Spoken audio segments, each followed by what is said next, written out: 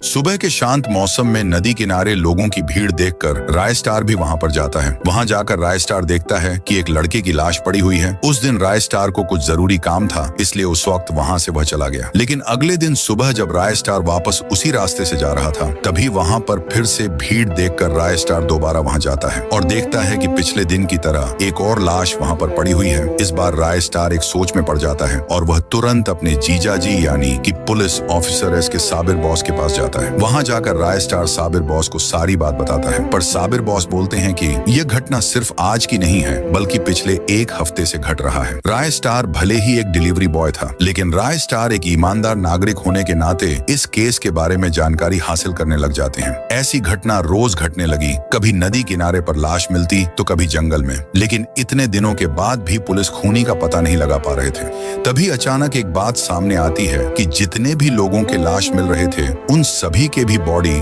On organs यानी कि kidney, heart ये सब नहीं थे। और सोमवार के दिन जब एक और खून होता है, तब लाश के पास में पुलिस को छानबीन करते वक्त एक मुखौटा मिलता है। पुलिस अपने हिसाब से छानबीन कर रही थी इस मुखौटे के बारे में, पर इस मुखौटे के बारे में और ज्यादा जानकारी हासिल करने के लिए राय स्टार पास के ही गांव ढोलकपुर में जाता है। वहां के एक लेखक ने अपने किताब में इस मुखौटे के बारे में जिक्र किया है। वह लेखक राय स्टार को बताता है कि एक आदि मानव प्रजाति थी जो इंसानों को मारकर खाती थी, यानी कि नरभक्षी प्रजाति। वह प्रजाति का तो आज विलुप्त घट चुका है, तो फिर यह मुखौटा और मिलने का तो कोई जरिया ही नहीं बचता, क्योंकि वह सभी आदि मानव इस मुखौटे को पहनकर शिकार पर निकलते थे। राय स्टार तुरंत ही समझ गया कि उस मुखौटे को खूनी ने खुद ही फेंका था, हमारा ध्यान भटकाने के लिए। लगभग 2 हफ्ते तक यह लाशों का सिलसिला चलने के बाद अचानक एक दिन पुलिस के पास आकर एक आदमी यह पूरा गुनाह अपने सर पर लेता है। पुलिस भी उस आदमी को गुनहगार मान लेता है, लेकिन राय स्टार का मन नहीं मान रहा था। जो आदमी इतनी होशियारी से खून कर रहा था, वह आदमी अचानक अपना खुद का गुनाह क्यों कबूल करेगा। सबको लग रहा था कि खूनी पकड़ा गया तो कैसे खत्म हो गया,